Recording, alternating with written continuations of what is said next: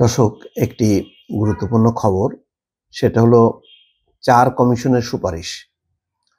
সংস্কারের কিছু প্রস্তাবে মনঃক্ষুণ্ণ বিএনপি। সংবিধান সংস্কারের বিষয়ে বেশ কিছু প্রস্তাব, সেই প্রস্তাবের কিছু বিষয়ে বিএনপি মনঃক্ষুণ্ণ বা তাদের আপত্তি আছে। সেটা হচ্ছে নির্বাচন সংক্রান্ত সংস্কারের প্রস্তাব নিয়ে বিএনপির আপত্তি নেই।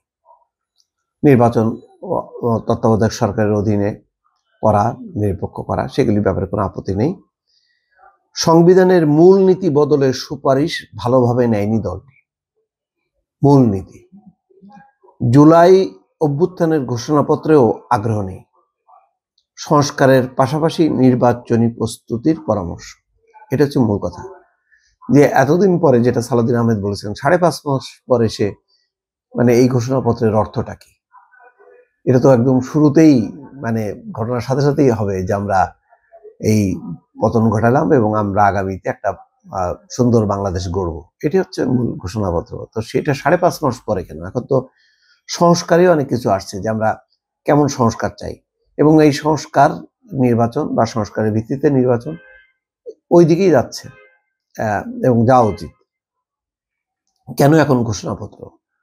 যাই হোক, অন্তর্বর্তী সরকারে নেওয়া সংস্কার কার্যক্রমের অংশ হিসেবে 15ই জানুয়ারি প্রধান উপদেষ্টার কাছে প্রতিবেদন জমা দিয়েছে 4টি সংস্কার কমিশন।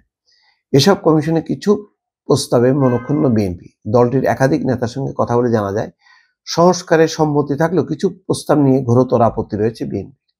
বিশেষ করে সংবিধানের মূল নীতিতে পরিবর্তনের যেসব সুপারিশ এসছে তা নিয়ে দ্বিমত আছে। তবে এই নিয়ে এখনই আনুষ্ঠানিকভাবে কিছু জানাচ্ছে না দলটি। গত বুধবার সংবিধান, নির্বাচন, পুলিশ এবং দুদকের সংস্কারের বিষয়ে প্রধান উপদেষ্টা ডক্টর মোহাম্মদ ইউনূসের কাছে প্রতিবেদন জমা দেয় সংশ্লিষ্ট কমিশনগুলোর প্রধানরা। সংবিধান সংস্কার কমিশনে তাদের প্রস্তাবে বাংলাদেশের নাম গণপ্রজাতন্ত্রী বাংলাদেশের পরিবর্তে জনগণতান্ত্রী বাংলাদেশ রাখার সুপারিশ করেছে। সেই সঙ্গে রাষ্ট্র পরিচালনার মূল নীতি থেকে ধর্মনিরপেক্ষতা, জাতীয়তাবাদ ও সমাজতন্ত্র বাদ দিয়ে সংবিধানের মূল নীতি ও রাষ্ট্র পরিচালনার মূলনীতি হিসাবে সাম্য, মানবিক মর্যাদা, সামাজিক সুবিচার, বহুত্ববাদ এবং গণতন্ত্রকে অন্তর্ভুক্ত করার সুপারিশ করেছে কমিশন। মূলত সংবিধান সংস্কার কমিশনের এই প্রস্তাবগুলো নিয়ে ঘোর আপত্তি রয়েছে বিএনপির এক নেতা নাম প্রকাশ না করার শর্তে বলেন, নির্বাচন সংক্রান্ত সংস্কারের প্রস্তাব নিয়ে বিএনপির আপত্তি নেই বললেই চলে, তবে সংবিধানের 4 মূলনীতি সংস্কারের প্রস্তাবে ঘোর আপত্তি আছে দলের। জাতীয়তাবাদ দিয়ে বহুত্ববাদের প্রস্তাব কোনোভাবেই মানবে না বিএনপি, অর্থাৎ জাতীয়তাবাদের বদলে বহুত্ববাদ, এটা মানবে না। একই সঙ্গে গণপ্রজাতন্ত্রী বাংলাদেশের পরিবর্তে জনগণতন্ত্রী বাংলাদেশ করার প্রস্তাবও ভালোভাবে নেয়নি দলটি। এসব কারণে গত বৃহস্পতিবার জুলাই ঘোষণাপত্র নিয়ে প্রধান উপদেষ্টার ডাকা সর্বদলীয় বৈঠকে যেতে চায়নি বিএনপি।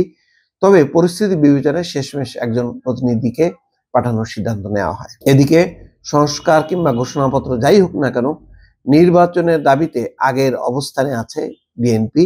সংস্কারের কারণে নির্বাচন বিলম্বিত করারও কোনো কারণ দেখছে না দলটির নেতারা।